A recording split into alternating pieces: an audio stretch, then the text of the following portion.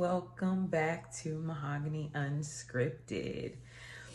So, today I'm really excited because I get to ramble about one of my favorite shows, which is Love After Lockup. I have been obsessed with Love After Lockup for a long time. I like Love After Lockup, Life After Lockup. I think the season that got me hooked was Sarah, Michael, and Megan.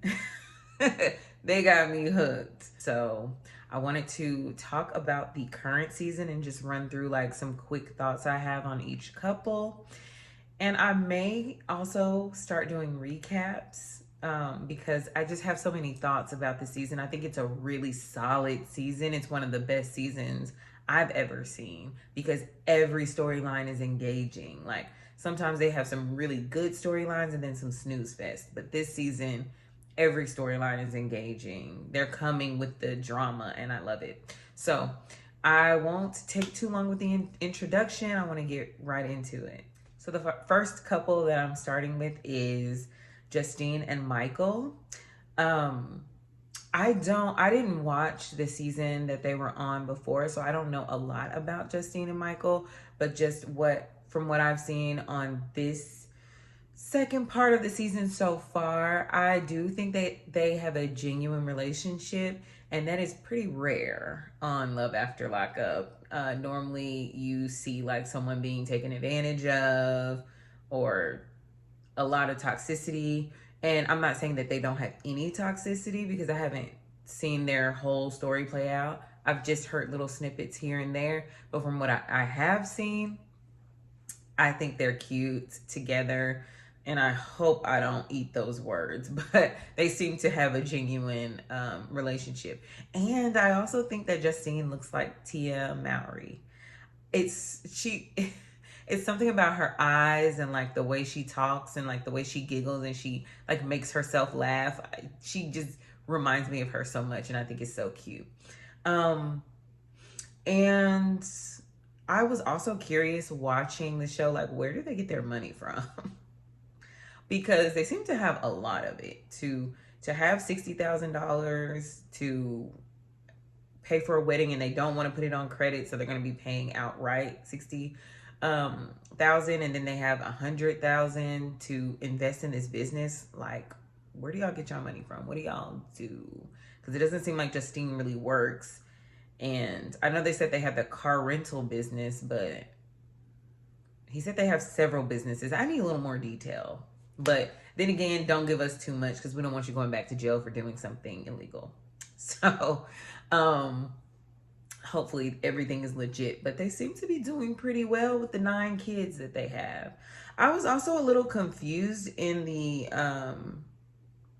with the daughter, and see, this is why I'm kind of, maybe I'll go back and watch, but I was a little confused with the daughter that was getting into the fights. Like, is that their daughter together, or his daughter with another um woman? Because why was she saying that like she was alone and she was living with other family members?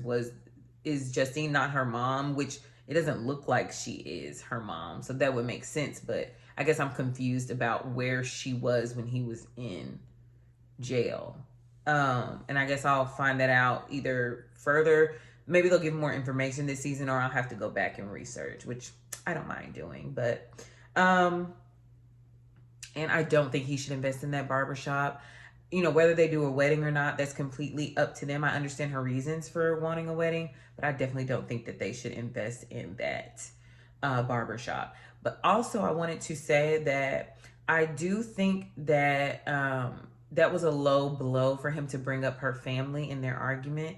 I think she was making really good points, and he didn't know what to say, so he just threw that out because he knew that that would end the argument and that she would get upset. And that is a little manipulative.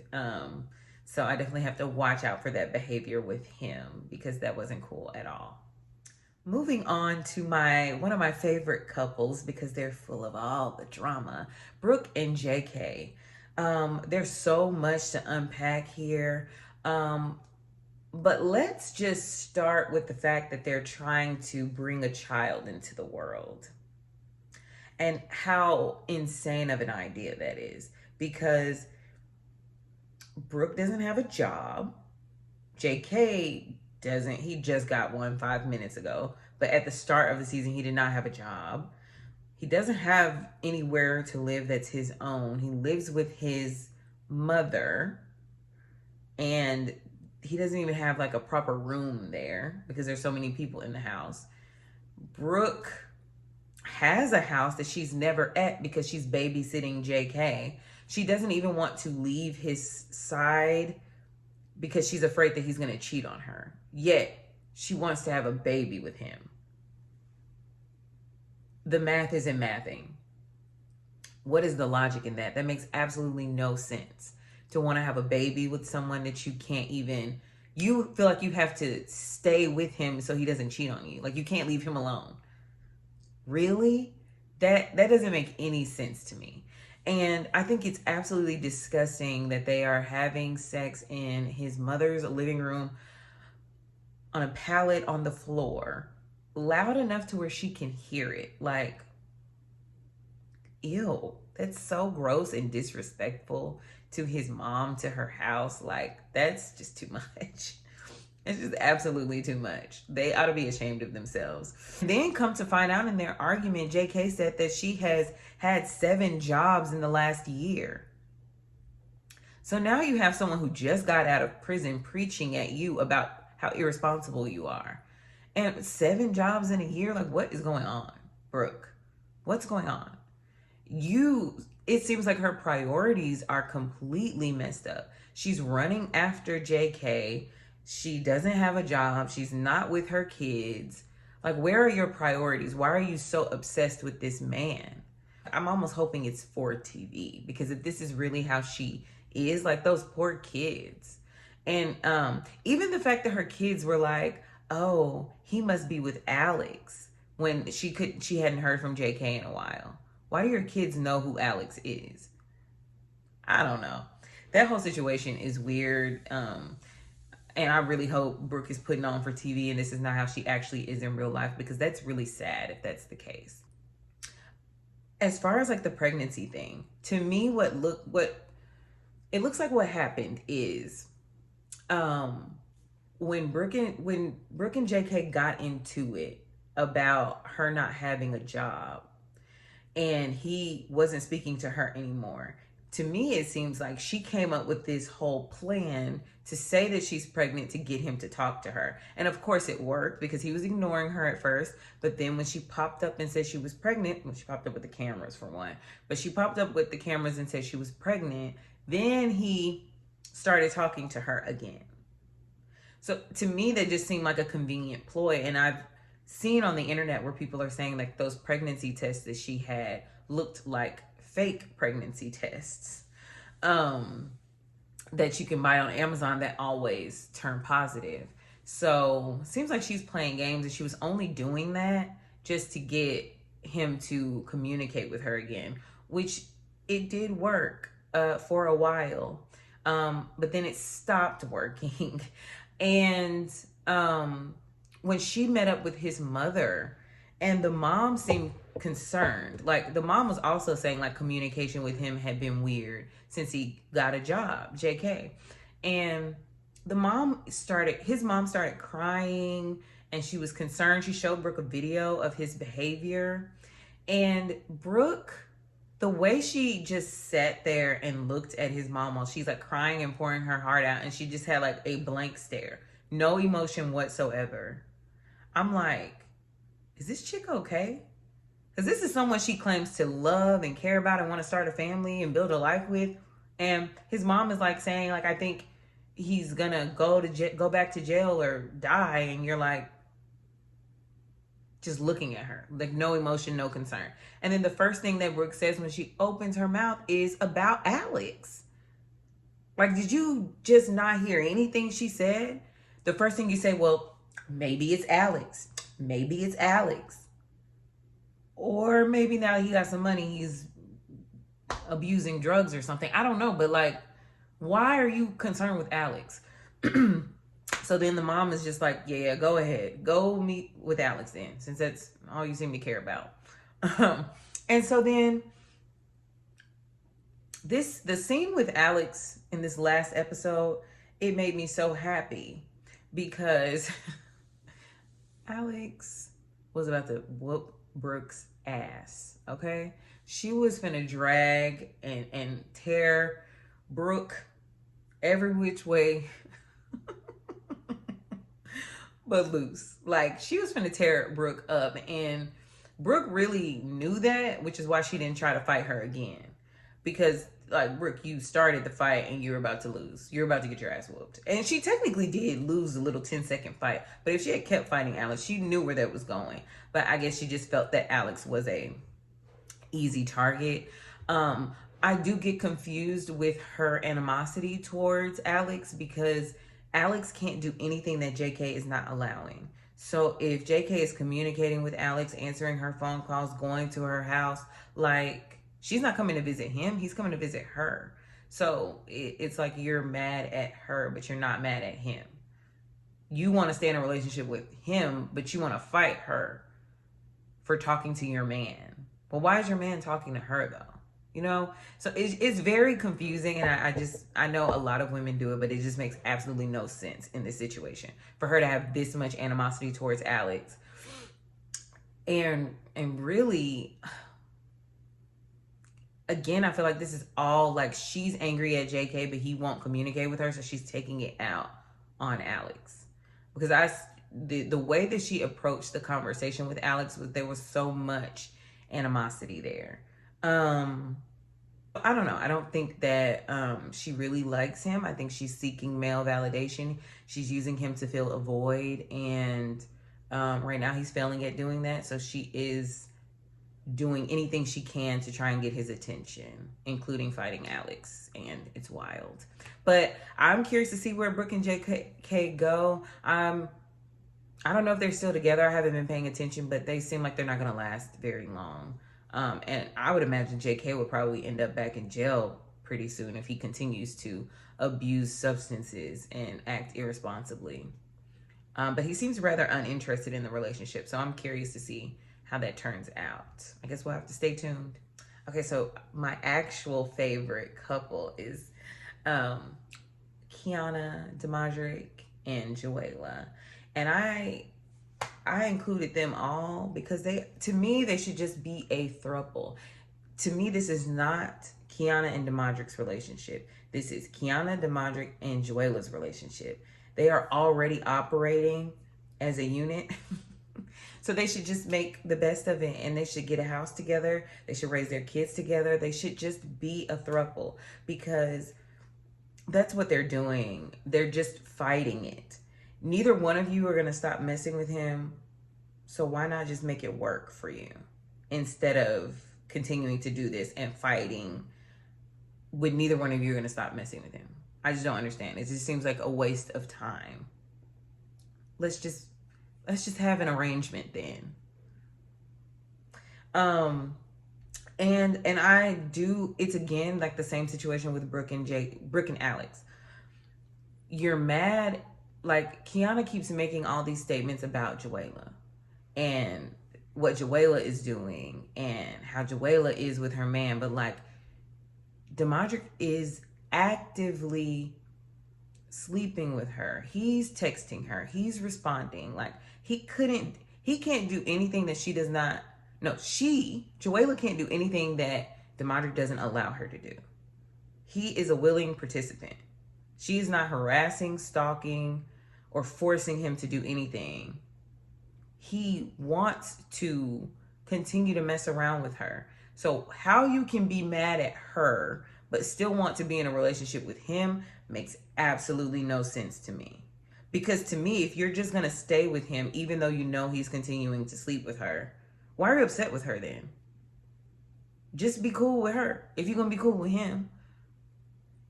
But it's like, oh, you can't get mad at the man. You have to get mad at the woman because you know you're not going to leave the man. So all the anger and frustration and hurt you have, you're going to take it out on the woman. It's so irritating to see this same story continue to play out over and over again. And I think like there was a statement that Jawalia said. She was like, "Oh, I don't know why he keeps coming back. It must be the faucet or something like that." No, he keeps coming back because you allow him to come back. That's what men do. They're going to come as long as you let them.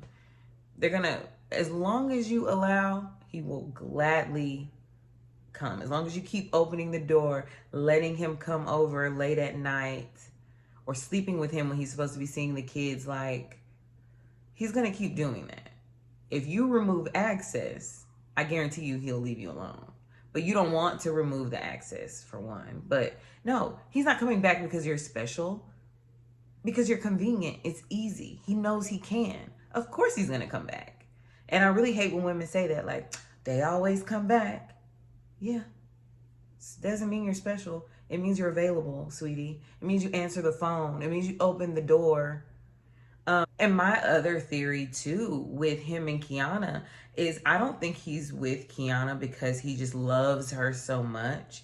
I think he honestly is with her because she is stable. She provides a stable environment for him, and I think she may have more resources and more hustle than Jawalia. It seems like she has more for herself. She's more independent. I'm not saying Joella's not independent because it doesn't seem like, you know, anyone else is over there. But you can look at the differences in like their lifestyle and their home environment. And it does seem like Quiana may have more resources. So I think she is someone who can provide for Damodrick. She can provide a very stable housing situation and financial situation. And I think that's more so why he is with Quiana and why he keeps coming back to Quiana is because he knows that she can give him that like stable life and family life. And for whatever reason, he does not think Jawalia can do the same thing. That's my opinion, just from what I can see. Because even his dad encouraging him to be with Quiana and not with the mother of his children, I don't know, his dad seemed like he might be on some slick shit too. So in my opinion, his daddy done told him like, look, you're not going to get better. You're not going to get any better. You got somebody who can pay the bills by herself, will buy you clothes and shoes. Go ahead and stick with that one. And as far as the legal charges that Jawalia has pressed against Quiana, I for sure think that Quiana messed with her car, because who else would have done it? And then Quiana reacted so like such a guilty person when they mentioned it on camera. Like, girl, you did that. You look guilty. And it's pretty obvious that she did it.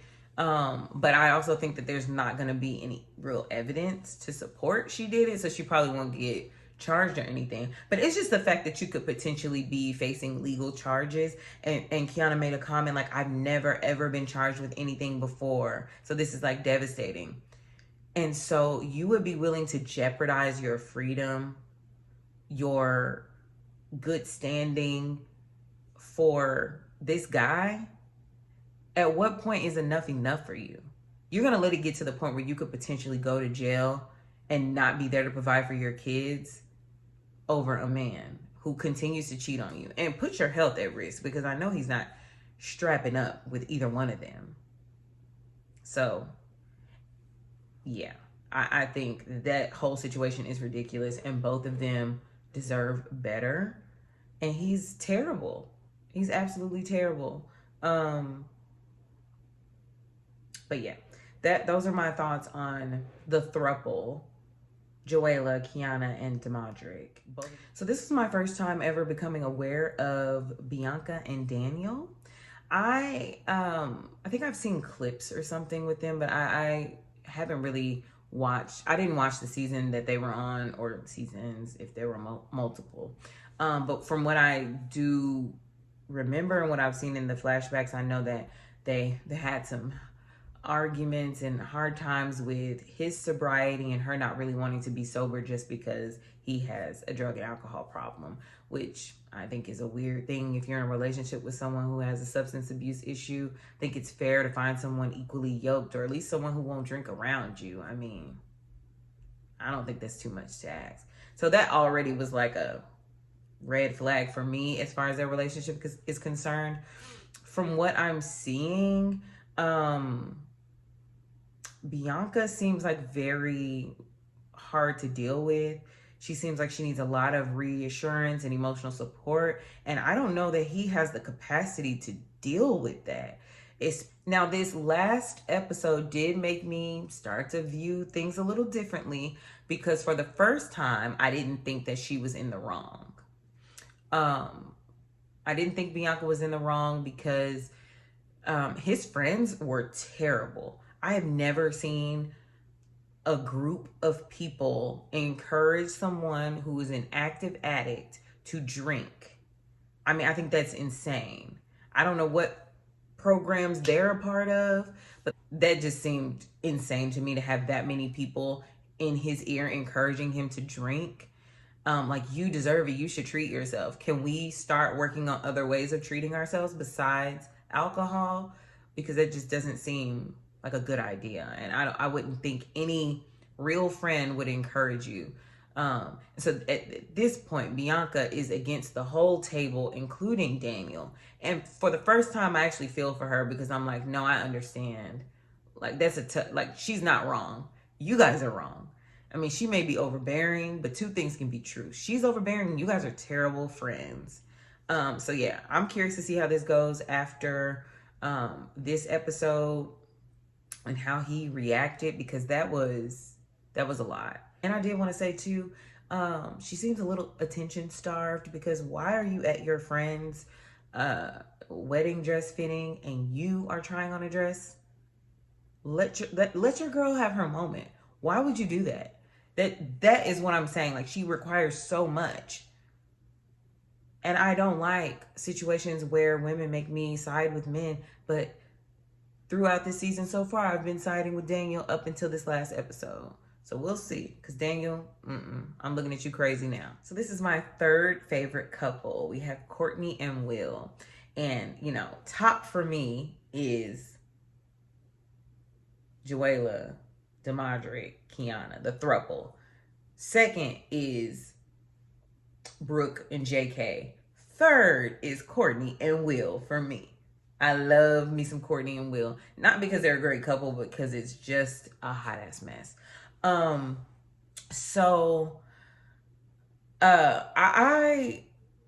here's the thing with Will, that I had started to peep early on in the first half of the season, but this part of the season confirmed it for me.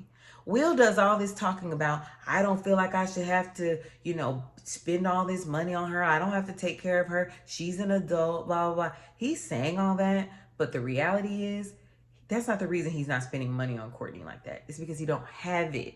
Will don't have no money. Will is broke, okay?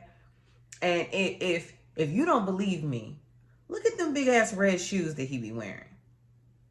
Broke, no money. He ain't got none. Because at first I was thinking, oh, Will's smart. He not spending all this money on her while she in prison. He said he only spent $2,000. That's crazy. That's good. No, because he didn't have it. He didn't have any money. And to me, this last episode, or the episode where she went to the pawn shop, that confirmed it for me. Because I knew. I started to peep it. I was like, he's making too many excuses about giving her money. And then when they went to that sandwich shop, and that was last season, but when they went to that sandwich shop and she said, why are we at a sandwich shop for our first date? Are you broke? At first I was like, Courtney, why would you say that? And then I was like, no, she's like telling the truth though. She peeped it, because you ain't got no money. Because why are you playing with me? But yeah, I think she thought she hit a lick. And I don't know what Will thought he had. I think, honestly, Will thought he was going to be able to control Courtney. And that's why I I think he thought he was going to be able to control Courtney. He was going to take her out of prison and she was going to be his little personal sex slave. That's just the vibes I got. And she didn't cooperate. But I don't think Will ever plan to really spoil Courtney with money because he doesn't have any. And the ring is proof. She tried to pawn their wedding ring because he said he didn't want to be married anymore. And the lady was like, oh, this is fake. And Will's like, in the confessional, like, well, I paid $10,000 for that ring. And no, I don't have any papers for it. Why? Why would you pay $10,000 for a ring and not have any papers? Oh, I got it offline. Yeah, you got a fake ring online. You did not pay. You cannot convince me that he paid $10,000 for a ring online and he has no papers for it. Talking about it's an easy insurance claim. No, it's not, because you didn't pay $10,000 for it. You didn't. If you paid over $100, I'd be surprised. But you definitely didn't pay $10,000 for a fake ass ring, because he don't have $10,000 to spend. Whatever clothes he bought, Courtney, he talking about he spent a lot of money on it. It was probably on a credit card that he's freaking out over having to pay back. The way he was talking about it, he seemed like I spent all this money. Okay. But anyways, my opinion, Will's broke, and I feel like this season confirmed that. I do think that Courtney is irresponsible, but I also think, like, Will, you did sign up for this. You married somebody fresh out of prison who has a history of recommitting crimes and re-entry into prison. Her mom even said it. So she had this history. So you just think all of a sudden, because you are in her life, that she's going to be a different person. And then you say you didn't sign up for this, so you're not going to support her, but then get mad when someone else does. Do I think Courtney's full of shit? Yes, but so is Will. Like, two things can be true at once. I don't think she's responsible, but also, Will, you married her. And so then if you don't give her money, where do you think she's supposed to get it from? So you can't be mad when she calls upon her friends. And speaking of her friends, does Courtney have a friend that doesn't want to bang her? My God. Everybody want to bang Courtney. Courtney got hoes. Courtney got hoes. Everybody want to bang Courtney. Crazy. Everybody wants to sleep with her. It's wild. She knows how to use what she got to get what she needs. And that's unfortunate. But she has to, because her mama ain't dealing with her shit. Will ain't dealing with it. So she got to do what she got to do. And that's unfortunate. I hate that for her. But she also has burned bridges with her mom. And I thought it was funny, confirming my suspicions even more. Will didn't get the lawyer to get a divorce from her. He couldn't afford it. That's why he couldn't do it. Will don't have the money that he said he has, because he would have been able to get a lawyer, but he could not get a lawyer because he can't afford it. He doesn't have the money. So he's like, oh no, I'll file it myself and I'll drive the papers out there to get her to sign it. Can't even get certified mail. Can't even pay to get her served. It's sad. It's sick. That's Courtney and Will. I can guarantee they won't be on next season because they're not going to be together. Another couple that I'm starting to like is Latisha and Keith. I do have to say that from all of the stories that I'm seeing online about her, plus what's being shown on the show, she's definitely a scammer. Like, it's definitely giving scammer. She's a scammer for sure. But also, Keith seems so shady. I mean, even when they're in the confessional and they're talking, his eyes are just so shifty. Like, he's always like, I don't know. It just gives such such dishonesty. He just seems like he is shady AF. I don't think she should trust him not one little bit. He's going to get to where he needs to go in life and he's going to be out. I don't know what she thinks she's finna get, but she's definitely finna get cheated on. For sure. And hopefully it's nothing worse than that, but I don't trust him at all. Something seems super off with him. I wouldn't be surprised if something else came out besides cheating, because I don't know. He just gives shady to me. for sure. And I also was confused about her daughter. Like, I'm confused if the daughter actually thought that Keith was her biological father and that was her first time finding out that he wasn't, or if she's learning the meaning of the word biological. So her mom had to clarify that, like, no, he's not your biological father. Because, you know, sometimes kids don't understand like how to apply words to their situation. So that's what it was giving to me, that she's learning the word, like she's learning what biological means. So then when they were talking, she's like, oh, he's not my biological father. And her mom's like, no. I don't think that she thought he was her real dad. I'm hoping that it was just like a more like a, she was confused about the meaning of, it was more of a semantics thing and just clarifying. I'm hoping, because I really truly hope that it's not like a Mia situation where your kids are finding out something on camera for the first time. And speaking of Mia from Potomac, I think Latisha gives me Mia all the way through. Like she talks like Mia. She's a scammer like Mia. I don't know. She just reminds me of Mia so much. Something's off about him. And you know what? I think she felt it too. I think she felt it too. Because when they first met and she started crying, at first it seemed like, oh, she just was feeling such, you kind of have a buildup for an event and then it finally happens and it's like all these overwhelming emotions. So then she cries to release that. That's what it seemed like at first. But after looking at how shady he looks, I'm like, I don't know. I really think that was her nervous system feeling unsettled around him. And that's why she was crying. Because those weren't giving tears of joy to me. I think she felt something that she wasn't expecting to feel when she finally met him. And I don't think she feels settled with him. Even by their first interaction, the first day that he came home and the girl Stephanie on his phone, like I know she was upset about the girl part, but I just don't think she trusts him. And I think it's beyond cheating. I think she feels like something is off with his vibe because it looks off. But I think she feels that. And I think that's what happened. Her nervous system was like, girl, run. And she's like, damn, I don't know if I can. And so she started crying. I don't know. That's what I got, but we'll have to let the chips fall where they may. Again, I definitely think that I think he's using her for sure. I don't think he loves her, cares about her. He's just doing what he has to do to survive, and he'll be out as soon as he can. This is another couple that's trying to have a baby. Why are y'all trying to have a baby? Y'all don't even know if y'all are compatible with each other. He's been in prison for a very long time. That's overwhelming enough to come into a house with already 2 kids in it, and then you're gonna bring a baby into the mix. Like, I don't know. I think that's insane to try and have kids with someone who just got out of prison.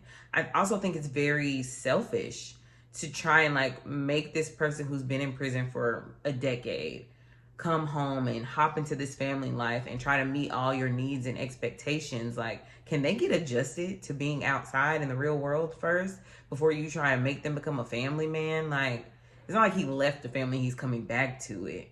He left not having one and coming back to a house full of kids that aren't his. I don't know. I just feel like trying to have a baby with someone who just got out of prison is super inconsiderate. And you're not even thinking about the child. You're not thinking about the person who just came out of prison. You're not thinking about the child and what that's going to be like for them. And then you're not thinking about yourself as far as like, how is this going to work? Will you have the support you need? You need to make sure y'all have a solid foundation before you bring a kid into the mix. And I also think it's weird to bring someone, I know you've been talking to him in prison, but you're going to bring somebody that just got out of prison to live in the house with your daughters. That to me is always wild when they do that. She has a teenage daughter and then a daughter that's, I don't know how old she is. She's almost a preteen. But why would you do that? And I hope you don't leave him alone with them. That I know that's not what he was in jail for, but to me it doesn't matter. You're a man that I don't know outside of prison, and I'm gonna bring you straight from prison to live with my kids. Even if I had a boy, that would not work. Absolutely not. No. Think it's weird. So the last couple that I really forgot to take notes on because I forgot about them altogether was Troy and Zeruiah. I have seen like a lot of snippets on Troy and Zeruiah, and I don't remember all the details of their relationship, but I do. I have seen the clips, and Zeruiah is interesting, and so is Troy. I mean, I think they may actually like each other, but it's just a lot going on there. I would have to like review their history because I just can't give you any details, but I don't know about either one of them to be honest.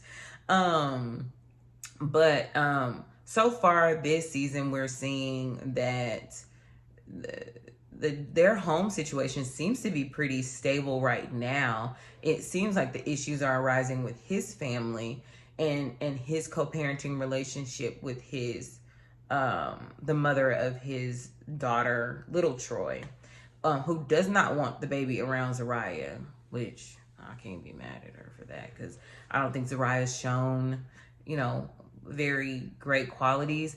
And I do think the mother had a point to say, I want you to build a relationship with your daughter first before bringing this other person in. And I think that that's fair. I think a lot of these men do that. They try and have a family with the woman when they just get out of prison, but it's like you should try to rebuild your relationship with your kids first, and then you bring in your new wife or whatever. I don't think you should try and do both at the same time. The kid barely knows you. They definitely don't want to get to know another adult right now. So I think she had a point in saying that. I think he's extremely immature to think that he can just see his daughter and not talk to her mother. You've been in jail for years. I'm not just sending my kid with you like that. You have to go through me. You have to talk to me because I need to know where your head is.